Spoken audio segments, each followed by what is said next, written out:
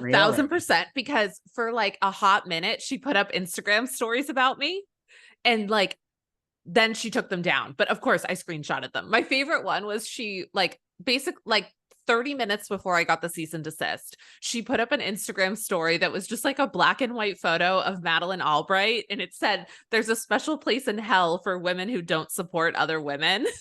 Which like I get the point of that quote, right? Like, women should help each other out. But like also too, like there's Ghislaine Maxwell exists in this world. Okay. Like, Totally. so I was like, she put all these up, and then she put up this like long paragraph about how like, she's always had haters, and there's a miserable person out there who's ruining her, like trying to ruin her life, and blah, blah, blah. And then the second I got the cease and desist, all of those were gone. Like her team was probably like, yeah, if you're going to like try to say you're going to sue her, you can't be like putting up weird Instagram posts about her. Right. But of course, like, do you screenshot everything? I screenshot everything. I just find it so interesting. Like I'm blocked by so many housewives, which I feel, I mean, not so many, but enough. I feel it's Yeah. so interesting when someone like I really truly can say people talk shit about me all day. And like, I really don't care. It's like, it amazes me when it's someone like a Rachel Zoe or something that it's like, honey, you have like, how are you involved? Like, how are you, more power to you, to me, to any, I mean, that shows you are reaching an audience, but how is it that this is really upsetting you? Like you are in the public eye, like you probably have 1,000 problems. Don't you have bigger problems than this right now? So like, it just amazes me that like a Rachel Zoe could be, but I understand that like, she's so angry that you're doing this because it's really not personal. You have 1,000 other things you're focusing Yeah. on that you're talking about. It's like, no, you're not like my target. I'm not spending the next 9 years of my life coming for you. It's just, this was the job for this chunk of time, and you're doing it all. So, you know what I mean? It amazes me that someone like a Rachel Zoe would be so focused, not to belittle you, but just in general, No, I all totally the time. Like, agree. how could you even keep up on all of it? Right. And I also think it's, the funny thing is about that one, and this is like some advice I like, you have celebrities who listen to this who would probably say, like, oh, I don't care what, people who do this kind of work say about me. But typically, like with the Rachel thing, I was like, okay, this is in my mind. I was like, yeah, the Rachel stuff's done. I'm done. And it was like the next day I got the cease and desist. And it's like, she actually, and that backfired on her. I think people, it didn't get tons and tons of press, but now I think people remember it, and it didn't make her look good. And so it's almost like, if you can ride it out a little bit, if it's not like ruining your brand, if someone's not like accusing you, like you said, of things like that are like, this causes cancer or something, maybe better to just let it go, because I think the cease and desist can end up biting you in the ass sometimes. Yeah. I mean, look, I've sued people in my career Right. before, but it's very, there's many times when I would like call my lawyer and they're like, look, here's how this is going to play out. And let's go. But do you really like, I always take the business route of like, this is a waste of money. I need to step away. I'm emotional about it for the next hour. And then I can usually get over something of like, right, like, were you really hurting Rachel Zoe's business? No. Like, you know, no. So I agree. It just shocks me that someone gets that. And it's always the reality people. It's never a real celebrity. It's never like, so it's always right. It's always a reality person of like, but you know how this is played. So just get over it. Someone else is there's going to be another Meredith Lynch in 3 months that's going to say something else about you. You can't go around suing everyone. What a waste of your time. Right. And I think, like, to that point, people always say to me, like, oh, have the Kardashians tried to sue you? I'm like, oh, God, no. Oh, my God. They are so over that. They know that that's why they're so successful. They know any press is good press. And, like, honestly, like, I don't go that hard at them. But, like, I've done videos about Gwyneth Paltrow, and one of them ended up on Entertainment Tonight. And people were like, are you scared she's going to sue you? I'm like, God, no.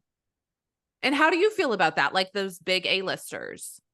I feel, well, look, I mean, I feel no, like you don't do it for the press. You don't do it for your viral moment. But like when it happens, I feel like it's not necessarily bad for you. But I agree. I feel that they don't really, they're not the ones. It's always the Rachel Zoes and the Bethany's. In my, like, really, Yes. like I say things, and a lot of times it's a guest of mine that's saying, it's like, I didn't even say it. and these A-listers, and I get these headlines and I'm like, oh my God, like I'm so like this person's never gonna, and then they come back on. It's the housewives. So you're like, wait, I'm looking for the other day, I was looking for Tamara Judge, and I'm like, she blocked me. No, fine. I call her Tamrat. That's what people call her. And I'm like, when did this block come in? It's like, honey, it's nothing personal. Like, it shocks me that it's that personal with the reality people. Because again, there's people out there that don't like you that say things about me. And I'm just like, I truly don't care. I wish I had the time for that. I wish. Yeah, I don't. I know. Do you? Like, I'm exhausted. No, Right. no. And I think people think that we, like people often, I get this a lot. They're like, why do you care so much? And I'm like, oh, I don't really care that much. I just like, this is just what I do. Like, I've always been into pop culture. And, when I did a bunch of content about Dax Shepard recently, and people are like, why are you overanalyzing this? And it's like, well, that's just kind of like what I do. And then next week we'll move on. I say that all the time. People are like, why do you hate Melissa and Joe Gorga? I'm like, I don't. It's just that is what, this is what's happening right now. Trust me, if this weren't my job, I really, truly, from the bottom of my heart, do not care. I mean, no one believes me. I truly don't. It's just, right, like you, I like pop culture. This is what I do. Now it's a job. Now it's a brand. And the train has left the station, but trust me, whatever I just said on air, I'm over it until they do something else. I got something else I'm onto. So yeah, I agree. Yeah. Like it's nothing personal, right? When you were little, did you love pop culture? Yes. So, I mean, I grew up like, right. Yeah. Yes. Like it was like 90210, Melrose Place, reality TV too. The Hills. Oh my God. The Hills in Laguna Beach, like Lauren Conrad and Kristen Cavallari were everything to me, still are. But so, yeah, I mean, Yes. and same thing with music. I was always into certain, like music, like Madonna. So yes, I was always into pop culture. I then went and became a corporate tax lawyer. I then had I was in staffing and had my own staffing. So I gone a different route, and I don't regret that route because I understand why I went that route. Yeah, but this is really what I meant to do. Like, it's just, I was always into pop culture, always. You And too? I think, oh my God, 1,000%. I can remember like as a kid, my mother would get like Inquirers, or she would get People magazines, and I would like sneak and read them. I remember like the first thing I loved was like the Diana and Charles divorce. Like I can remember being like, oh my God, this is so good. But I think the misconception, and like I was talking to someone about this the other day, and he was like, well, I'm not into pop culture. And I was like, yeah, but you love sports.